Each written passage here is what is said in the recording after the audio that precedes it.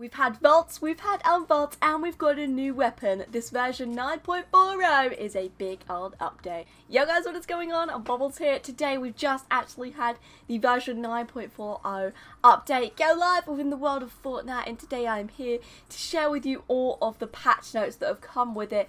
I've heard that it's a big one. I don't really know too much about it, except for I do know one weapon that's been vaulted and one weapon that's been unvaulted. Got spoiled for me on Twitter. I hate it when that happens because I like to share my reaction live with you guys. Without further ado, before we get cracking straight into these patch notes, I just want to say a couple of things. If you are new around here, then don't forget to subscribe. Leave a like on the video if you are excited to see this version 9.40 update live in Fortnite, and obviously Creator Code Bobblez and the Fortnite item shop to help support me. But let's get cracking straight into these patch notes.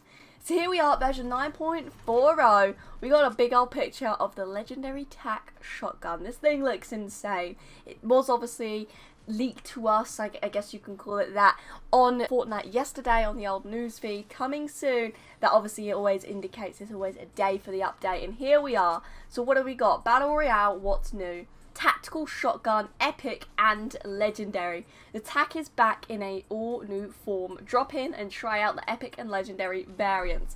I'm kind of excited to see how it works, to see how good it is, but at the same time, I'm a combat girl. I don't like any other shotguns, so I'm gonna give it a go, but it don't mean I'm gonna like it. So what are the stats of this thing? New Legendary and Legendary Tactical Shotgun, 83 to 87 maximum damage. Okay. 1.5 shots per second.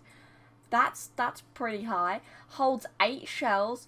Headshot multiplier of 2.25. Okay, so it's actually got a good headshot multiplier. If you're doing 83 damage and then you've got that multiplier on the top for a headshot, that's very nice. Available from floor loot, chests, supply drops, loot carriers, and vending machines. Seems cool. That's all we've got for this legendary tactical shotgun. I mean, I don't know what else I expected to see with it, but it looks okay. It does look okay. Fortnite haven't actually gave a reasoning for adding it, but it's cool. Okay then. Next up here, semi-auto sniper rifle now has reduced zoom while scoped. This is a quality of life change to help improve the usability and feel of this weapon. I like that. I never use this gun, so I probably won't be trying it out even. But you know, that's been changed if you like the semi-auto sniper. Now, next up here, combat shotgun changes. I don't like the look of these reduced stats. So you've got reduced headshot multiplier from 1.7 to 1.5. Not too drastic. Well, it doesn't seem too drastic, but I feel like that's kind of a lot. I'm sick of seeing these combat shotgun nerfs, but I mean, I guess it is OP. It does need a bit of a nerf. Reduce the long range effectiveness of the combat shotgun. So reduce the fall of curve ranges from 2.44 tiles unchanged, okay, 4.88 to 4.39, that's quite a big drop. 9.77 tiles to 6.84 tiles, 19.53 tiles to 11.72. So basically, if I've read that right, the longer range you shoot from, the less powerful it's going to be now.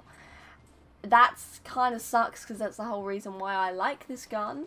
So that's not great for those combat shotgun users out there. But they've said after observing recent changes to damage fall off, we decided to further reduce its long range effectiveness and also the curve to fall a bit more in line with other shotguns, but still retain its unique flavour. I mean, I get that, that's cool. I do not see the point in having the Tac though in the game if they've got the combats. They're basically the same, but the combat's so much powerfuler. And yeah, I don't know though, because this new legendary Tac might be absolutely insane and blow this combat shotgun out the park. We'll have to wait and see. I'm not too happy about these combat shotgun changes, but I understand why they were needed. So I mean, I'm hoping that the gun's still going to be great and you're still going to be able to use it. Otherwise, back to the pump, I guess. Next up here, we've got a big one. Vaulted suppressed bolt action sniper rifle. The epic and the legendary variant of this.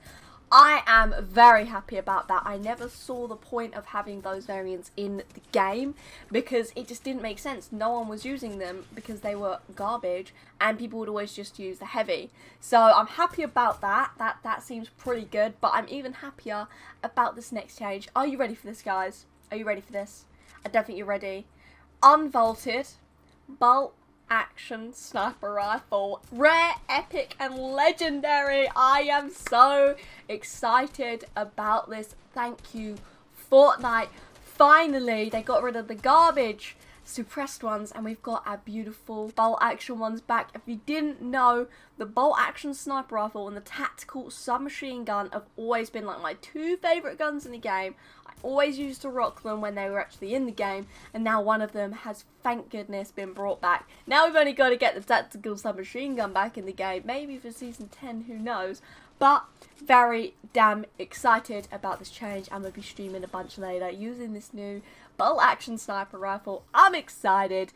Let's carry on with these patch notes though. Next up here, we've got bug fixes. Drum shotgun now has the correct environmental damage fall off. Okay, didn't know that was an issue, but there we go. I don't use the drum gun because... Oh, the drum shotgun. Oh. So maybe it's going to be a bit more powerful now? Maybe? I don't know. Fixed a bug in which a launch pad couldn't be destroyed by a pickaxe. That's kind of hilarious, and that's now gone. Next up, gameplay. Players will now automatically pick up a consumable if it's already in their inventory and not maxed out. Yes! That is insane! Thank you, Fortnite, for adding this in. I don't know why this wasn't added in before. It never made sense. If the auto pickup fills a stack, the overflow will be dropped. That is insane. So that obviously means if you've got 3 minis in your inventory and you walk over minis, it will pick up the minis so you don't have to pick them up yourself. Thank you. I don't understand why this wasn't in the game, but it's in the game now. That is amazing. Next up here, a new glider and harvesting tool have been added for Save the World Founders Pack owners. Yes, let's go. That's me. I'm happy about that. I'm going to be rocking those. Right, we now have an absolute million bunch of bug fixes. I'm not going to read through all of these because, boy, there's a lot going on here. So I'm going to throw them on the screen for you beautiful faces to read for yourselves. You can pause the video here, take a read. Some's going to be on this side of the screen. Some's going to be on this side of the screen because there's so many. I'm not going to be able to fit them all in on one screen. So, I mean, yeah, have a read. Let me know in the comments if you're happy about any of them. I'm going to be honest, I haven't read through them myself yet, so I'll read through them after the video. Right, we now actually have here competitive.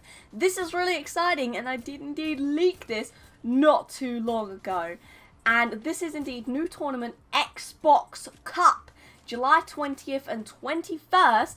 That is not long at all. $1 million in cash prizes. It's a solo game mode. This tournament is open to all players on Xbox One. It does not require reaching any division in Arena. Yo, that's insane. The prize pool would be distributed across all server regions with official rules and details released later this week. That is awesome. So round 1, all eligible players, July the 20th, and round 2 is the top 1,500 players from round 1.